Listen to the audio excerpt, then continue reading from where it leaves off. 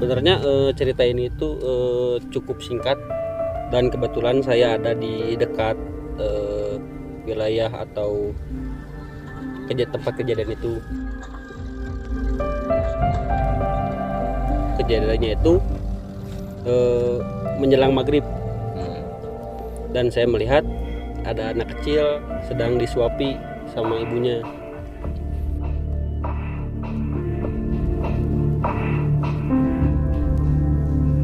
Lalu saya lihat lagi masih ada nih. Terus saya sudah menutup warung. Si ibu itu bilang gini dan terdengar sama saya itu bilang, "Bentar ya kak, ibu ngambil nasi lagi." Ya udah, berarti mungkin anaknya ikut ke dalam.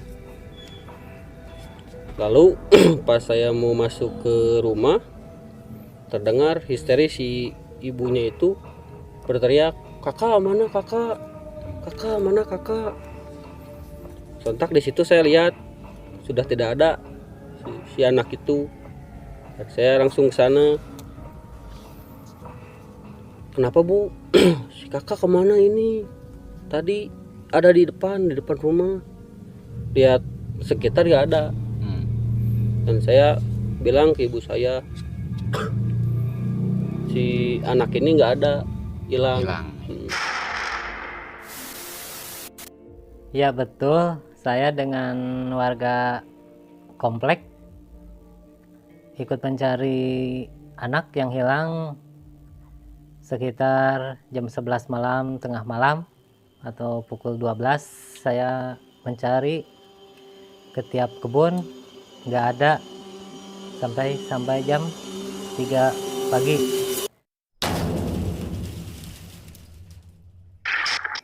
Oke, check in. Kembali lagi di obrolan kelas malam.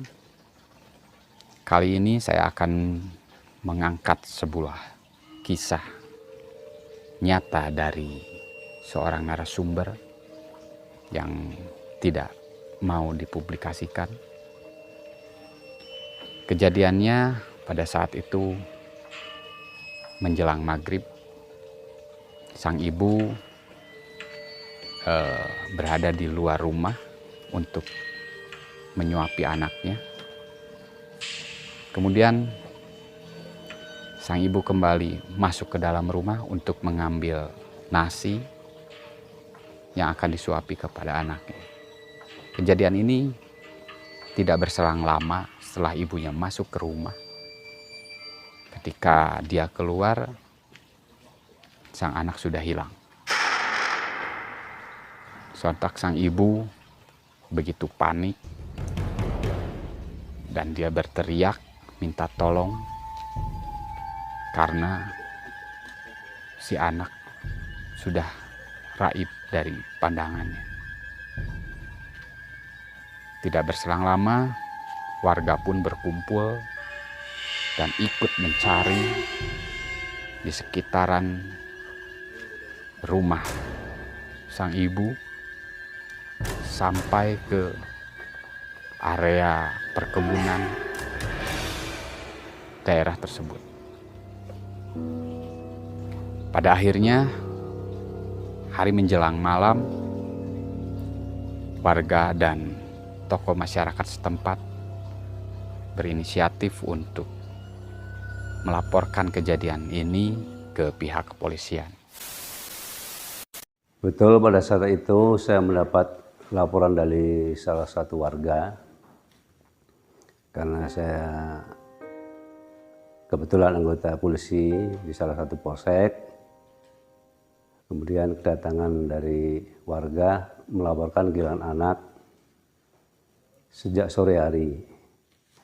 Kemudian kita sampai malam bersama warga, ketua RW dan warga yang lain sempat mencari di sekitar komplek dan bahkan di kebun. Tetapi sampai cukup larut malam tidak menemukan anak tersebut. Ya, kejadian ini pernah dialami dan banyak orang yang turut bisa menjelaskan bahwa ada putra tetangga kita yang hilang di sore hari. Dia pergi sore hari membawa binatang kesayangannya. Kemudian anak itu pergi dan ketika anjingnya kembali, anak itu tidak ada. Karena anak kecil tentu menarik untuk disampaikan ke tetangga bahwa anak hilang. Kemudian tetangga mencari sampai kurang lebih pukul 1 atau setengah 2. Anak itu tidak ditemukan. Akhirnya pada saat malam itu semua pihak termasuk tokoh masyarakat, pihak kepolisian dan keamanan setempat semua mencari anak tersebut.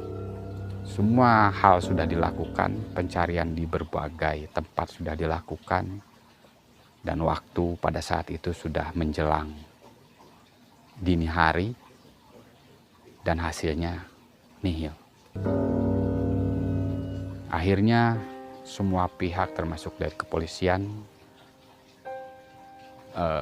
memberhentikan pencarian tersebut dan dilanjutkan di pagi hari.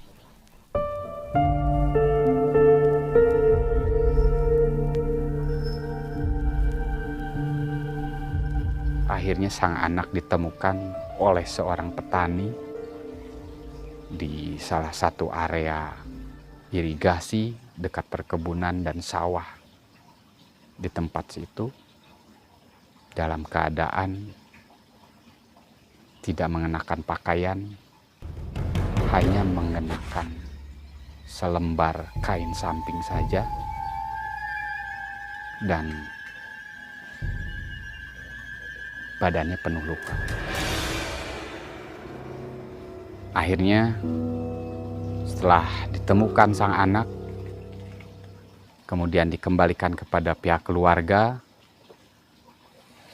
sang anak dan keluarga pun semua bertanya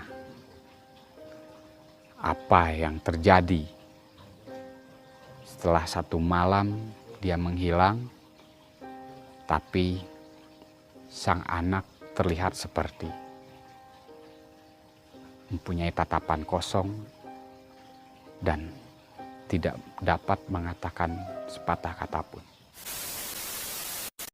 Peristiwa ini menjadi sebuah pembelajaran bahwa bisa saja anak itu mungkin mengalami disorientasi ruang karena anak itu selalu ada di rumah, ditahan untuk tidak bergerak kemana-mana, sehingga pada saat anak itu keluar, dia tidak menemukan ruang yang semestinya dia bisa kembali. Ini sangat menarik karena mungkin cerita orang tua kita, kalau dulu ada cerita di Rabu Kelong, nah cerita ini dialami menjelang di abad milenial. Isu yang beredar di masyarakat setempat dari berbagai sumber yang saya dapat, ada beberapa masyarakat dari kampung sebelah yang melihat pada saat sore hari di area perkebunan terdapat penampakan sesosok makhluk tinggi besar menjelang maghrib sambil menggendong anak. Tapi itu pun masih misteri. Waktu itu saya waktu masih kecil suka nyari ikan di pinggir sawah bareng teman-teman. Dan di situ kita lagi asik lagi nyari ikan, tiba-tiba ada sesosok makhluk bertinggi besar sambil menggendong anak kecil. Nah, di situ ya sontak saya ketakutan, lari sama teman-teman.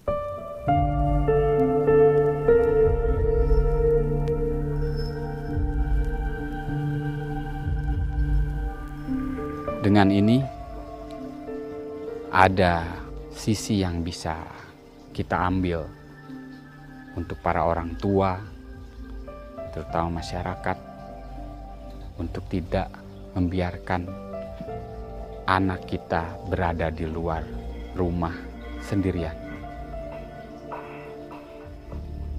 Terima kasih telah menonton video ini.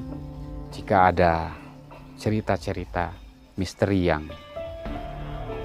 ingin disampaikan atau mau sharing dengan kita, silahkan tulis di kolom komentar atau bisa di DM di Instagram kita di Buciper Kelas Pagi.